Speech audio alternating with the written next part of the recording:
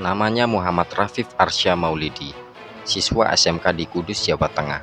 Tanggal 7 April 2026, dia melakukan sesuatu yang tidak biasa, yaitu menulis surat terbuka menolak bantuan makanan bergizi gratis yang menjadi haknya. Dia meminta bantuan itu dialihkan untuk kesejahteraan guru di sekolahnya. Setelah suratnya viral, dia malah mengaku mendapatkan ancaman. Seorang anak SMK berkorban untuk guru malah dimusuhi. Kenapa? Sejarah Nusantara punya jawabannya. Inilah Risma, Riset Sejarah Mirza Perkasa. Siapa Arsya dan apa itu MBG? Sebelum kita bedah lebih lanjut, kita kenal dulu siapa Muhammad Rafif Arsya. Berdasarkan pemberitaan Suara Merdeka Muria dan akun media sosialnya, Arsya adalah pelajar aktif di SMK Wisuda Karya Kudus. Dia dikenal sebagai siswa yang vokal menyuarakan isu-isu pendidikan. Latar belakangnya sederhana, tapi keberaniannya sangat luar biasa. Lalu, apa itu MBG? MBG singkatan dari Makanan Bergizi Gratis. Ini adalah program prioritas nasional di tahun 2026. Berdasarkan paparan resmi Menteri Keuangan, tujuannya sangat mulia, yaitu memastikan anak-anak di Indonesia mendapatkan asupan gizi yang cukup untuk tumbuh cerdasnya. Program ini menjangkau puluhan juta siswa, mulai dari PAUD sampai SMA di seluruh Indonesia. Jadi posisinya jelas, MBG adalah program negara yang baik. Termasuk Arsya ini, ia adalah penerima program MBG yang baik ini. Tapi pertanyaannya, kenapa saat yang baik bertemu yang baik malah muncul konflik? Mari kita bahas fakta-faktanya. Fakta yang pertama, isi surat. Dalam suratnya, Arsya secara sadar menolak bantuan MBG untuk dirinya. Alasan yang ia tulis, mengalihkan untuk kesejahteraan guru honorer. Dia tidak menolak programnya, dia menolak haknya. Fakta yang kedua, kondisi guru. Berdasarkan data Persatuan Guru Republik Indonesia atau yang disingkat PGRI, sampai hari ini masih banyak guru honorer di daerah yang hidup dengan honor di bawah standar kelayakan. Inilah fakta lapangan yang menjadi keresahan dunia pendidikan. Fakta yang ketiga, reaksi publik. Setelah surat itu viral, Arsya mendapat tekanan dan ancaman dari pihak yang mengklaim punya backingan. Ini kasusnya yang menjadi perhatian nasional sekarang. Jadi kita tidak sedang menghakimi program, kita sedang membaca sebuah fenomena mental, yaitu mental seorang anak SMK yang dihadapkan pada hak pribadi, tapi yang dia pilih adalah kewajiban moral kepada gurunya. Dan mental inilah yang dulunya pernah menjadi fondasi kejayaan kerajaan-kerajaan di Jawa. Sekarang kita masuk ke analisis sejarah. Definisi pemimpin Nusantara. Kalau kita buku catatan sejarah, kita akan temukan pola yang konsisten. Pemimpin besar di Nusantara tidak diukur dari seberapa mewah istananya, tapi dari seberapa besar pengorbanannya untuk rakyat dan ilmu. Ada beberapa contoh dari pemimpin besar ini. Yang pertama, Sultan Agung Hanyokrokusumo dari Mataram. Saat membangun ketahanan pangan dan sistem irigasi, beliau tidak hanya mengandalkan pajak. Babat mencatat, beliau menerapkan laku prihatin, hidup sederhana, dan mendahulukan pembangunan lumbung rakyat. Filosofinya jelas, pemimpin itu yang terakhir kenyang saat rakyat lapar. Contoh yang kedua adalah Raden Ajeng Kartini. Lahir dari keluarga bupati, hidupnya bisa saja nyaman, tapi dia memilih jalan pengabdian. Dia mengorbankan kenyamanan pribadinya, menggunakan sumber daya yang dia miliki untuk mendirikan sekolah bagi anak-anak pribumi. Apa benang merah dari kasus Arsya? Sultan Agung korbankan kenyamanan istana untuk lumbung, dan Raden Ajeng Kartini korbankan kenyamanan pribadi untuk membangun sekolah pribumi. Terus Arsya korbankan hak bantuan untuk gurunya. Polanya selalu sama. Pemimpin sejati dalam sejarah kita adalah mereka yang mendahulukan kepentingan orang lain di atas kepentingan dirinya sendiri. Dimulai dari apa yang ada di tangannya saat ini. Ini sejalan dengan amanat Undang-Undang Dasar 1945 Pasal 31 Ayat 2, yaitu pemerintah mengusahakan dan menyelenggarakan satu sistem pendidikan nasional. Kata mengusahakan berarti ada ikhtiar, ada pengorbanannya, ada pengorbanan sistem untuk mencerdaskan kehidupan bangsa.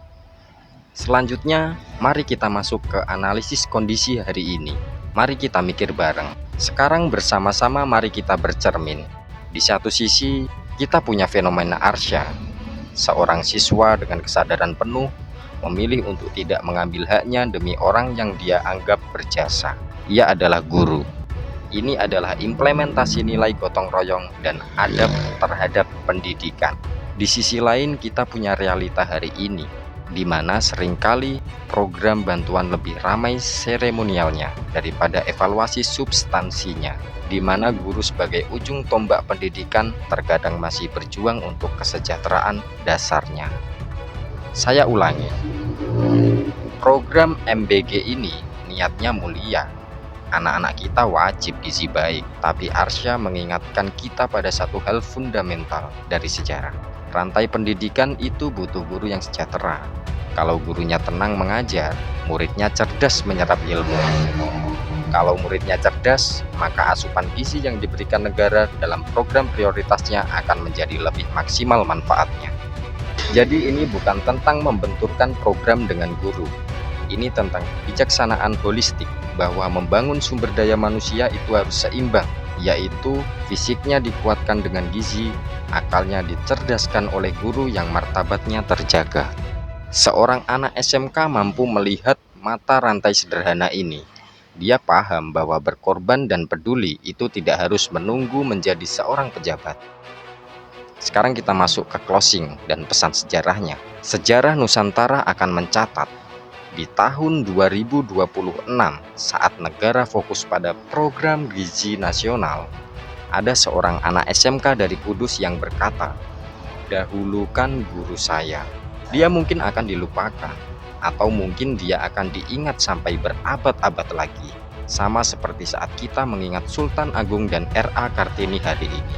Yang jelas, dia sudah memberikan kita satu pelajaran penting, yaitu jiwa kepemimpinan itu tidak lahir dari jabatan.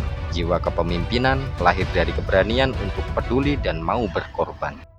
Pertanyaan untuk kita semua hari ini, di era yang serba viral ini, kita mau dikenang sejarah sebagai generasi yang seperti apa? Silahkan tulis pendapat kalian di kolom komentar. Mari kita mulai diskusi dengan kepala dingin dan pakai data. Jika kalian tim yang percaya bahwa sejarah besar lahir dari keteladanan kecil, subscribe channel ini ya. Saya Mutakin dari Mahkota Mirza Perkasa. Sesi Risma kali ini sampai di sini dulu. Terima kasih. Wassalamualaikum warahmatullahi wabarakatuh. Mahkota Mirza Perkasa, petualang sejarah dunia, menggenggam waktu, menantang takdir, namanya abadi takkan tergilir. Mahkota Mirza Perkasa, di antara legenda yang bernyawa, setiap jejak jadi cerita yang hidup sepanjang masa. Di reruntuhan dan istana tua, ia temukan rahasia yang terlupa.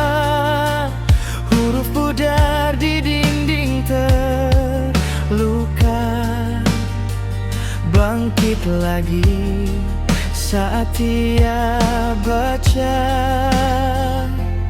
Dari timur ke barat ia melangkah, membelah kisah yang hampir punah. Mahkota Mirza Perkasa, petualang sejarah dunia, menggenggam waktu, menantang takdir, namanya abadi takkan tergilir. Mahkota Mirza Perkasa, di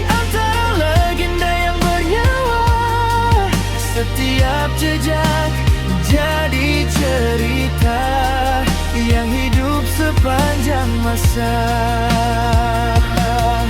Jika esok namanya tinggal kata, angin tetap membawa kisahnya. Dalam doa, dalam suara anak-anak yang menyebutnya dengan bangga.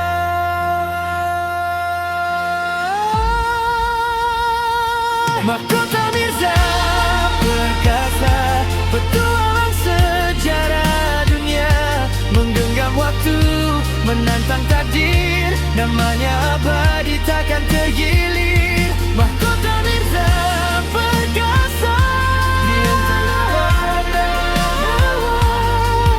Setiap jejak jadi cerita yang hidup sepanjang masa.